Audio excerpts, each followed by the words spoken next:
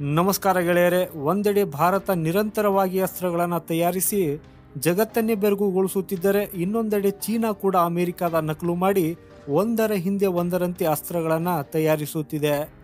ಈ ಸರಣಿಯಲ್ಲಿ ಈಗ ಚೀನಾ ಅಮೆರಿಕವನ್ನು ನಕಲು ಮಾಡುತ್ತಾ ಮಾರ್ಚ್ ತಿಂಗಳಲ್ಲಿ ತನ್ನ ಮಾರಣಾಂತಿಕ, ನಿಖರ ಮತ್ತು ಅಪಾಯಕಾರಿ ಬೇಹುಗಾರಿಕೆ ವಿಮಾನ KJ-600 ಅವ್ಯಾಕ್ಸ್ ಅನ್ನು ಯಶಸ್ವಿಯಾಗಿ ಹಾರಿಸಿದೆ. ಇದು ಚೀನಾದ ನೌಕಾಪಡೆಗಾಗಿ ನಿರ್ಮಿಸಲಾದ ನೆಕ್ಸ್ಟ್ ಜನರೇಷನ್ ಟ್ಯಾಕ್ಟಿಕಲ್ ಅರ್ಲಿ ವಾರ್ನಿಂಗ್ನ ಏರ್ಕ್ರಾಫ್ಟ್ ಆಗಿದೆ. ಅಮೆರಿಕದ E-2 ಹಾವ್ಕಾಯ್ ಜೊತೆ ಇದನ್ನು ಹೋಲಿಸಲಾಗುತ್ತಿದೆ. ಆದರೆ ಭಾರತಕ್ಕೆ ಇದು ಎಷ್ಟು ಅಪಾಯ ತಂದೊಡ್ಡುತ್ತದೆ ಅನ್ನೋದು ಒಂದು ದೊಡ್ಡ ಪ್ರಶ್ನೆಯಾಗಿದೆ. ಆಕ್ಚುಲಿ ಚೀನಾ ನೌಕಾಪಡೆಯಲ್ಲಿ ಈ KJ-600 ಟ್ಯಾಕ್ಟಿಕಲ್ ಅರ್ಲಿ ವಾರ್ನಿಂಗ್ ಏರ್ಕ್ರಾಫ್ಟ್ನ ಸೇರ್ಪಡೆಯಿಂದ ಅದರ ಬಲವು ಇನ್ನಷ್ಟು ಹೆಚ್ಚಾಗುತ್ತದೆ. ಚೀನಾ ಇದರಿಂದ 24/7 ನಿರಂತರವಾಗಿ ಆಕಾಶದ ಮೇಲಿಂದ ತನ್ನ ಗಡಿ ಮತ್ತು ಶತ್ರು ರಾಷ್ಟ್ರಗಳ ಮೇಲೆ ಕಣ್ಣಿಡಬಲ್ಲದು, ಮೇಲ್ವಿಚಾರಣೆ ಮಾಡಬಹುದು. ಈ ವಿಮಾನವನ್ನು ಸ್ಕೈ ಸರ್ವಿಲೆನ್ಸ್, ಕಮಾಂಡ್ ಹಾಗೂ ಕಂಟ್ರೋಲ್ಗಾಗಿಯೇ ವಿನ್ಯಾಸಗೊಳಿಸಲಾಗಿದ್ದು, ಇದನ್ನು ಜಿಯಾನ್ ಏರ್ಕ್ರಾಫ್ಟ್ ಕಂಪನಿ ತಯಾರಿಸಿದೆ. 2020ರ ಕೊನೆಯಲ್ಲಿ ಕೊರೋನಾದಿಂದ ಜಗತ್ತು ತತ್ತರಿಸುತ್ತಿರುವಾಗ ಅದೇ ಸಮಯದಲ್ಲಿ ಇದರ ಫ್ಲೈಟ್ ಟ್ರಯಲ್ಸ್ ಪ್ರಾರಂಭವಾಗಿತ್ತು.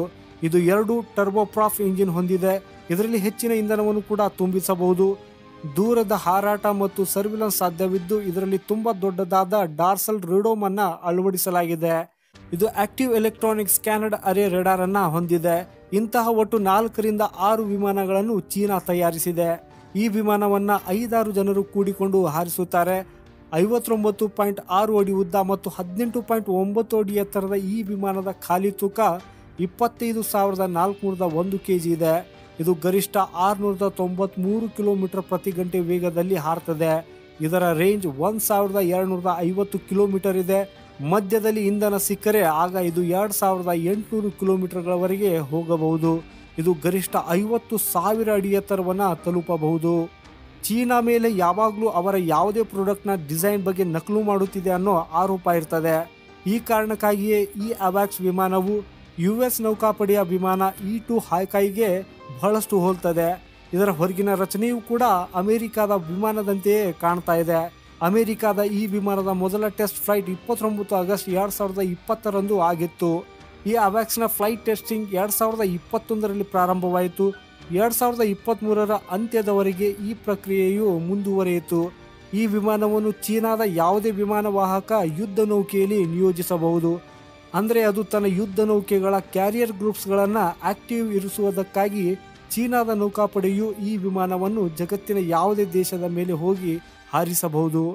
ಸದ್ಯಕ್ಕೆ ಏನೇ ಆದರೂ ಚೀನಾ ತನ್ನ ಯುದ್ಧ ನೌಕೆಗಳಲ್ಲಿ ಇದನ್ನು ನಿಯೋಜಿಸಿದ ನಂತರ ಭಾರತದ ಗಡಿಯಿಂದ ದೂರ ಇದನ್ನು ಲಾಂಚ್ ಮಾಡಬಹುದು. ಆಕಾಶದಿಂದಲೇ ಈ ವಿಮಾನವು ಭಾರತೀಯ ಸೇನಾ ನೆಲೆಗಳು, ಹಡಗುಗಳು, ಬಂದರುಗಳು ಅಥವಾ ಲಡಾಖ್ ಗಡಿಯಲ್ಲಿ ನಡೆಯುತ್ತಿರುವ ಚಟುವಟಿಕೆಗಳ ಮೇಲೆ ಕಣ್ಣಿಡಬಹುದು. ಇದರರ್ಥ ಕಣ್ಗಾವಲುಗಾಗಿ ಚೀನಾ ತನ್ನ ಸ್ಯಾಟಲೈಟ್ನ ಸಹಾಯ ಅಷ್ಟೇ ತಗೊಳ್ಳುವ ಅಗತ್ಯವಿಲ್ಲ. ಈಗ ಅವರು ಈ ವಿಮಾನಗಳ ಸಹಾಯವನ್ನು ಕೂಡ ತೆಗೆದುಕೊಳ್ಳಬಹುದು. ಸೊ ಗೆಳೆಯರೇ, ಏನೇ ಆಗಲಿ ಈ ವಿಮಾನದ ಬಗ್ಗೆ ಭಾರತವು ಯಾವ ರೀತಿಯಲ್ಲಿ ತನ್ನ ಮುಂದಿನ ತಂತ್ರವನ್ನು ಅಳವಡಿಸಿಕೊಳ್ಳುತ್ತದೆ ಅನ್ನೋದನ್ನು ಕಾದು ನೋಡಬೇಕಾಗಿದೆ. ಇದ್ರ ಬಗ್ಗೆ ನಿಮ್ಮ ಅಭಿಪ್ರಾಯ ಏನು ಅನ್ನೋದನ್ನು ಕಮೆಂಟ್ ಮಾಡೋದ್ರ ಮೂಲಕ ಖಂಡಿತ ನಮಗೆ ತಿಳಿಸಿ. ನಮಸ್ಕಾರ.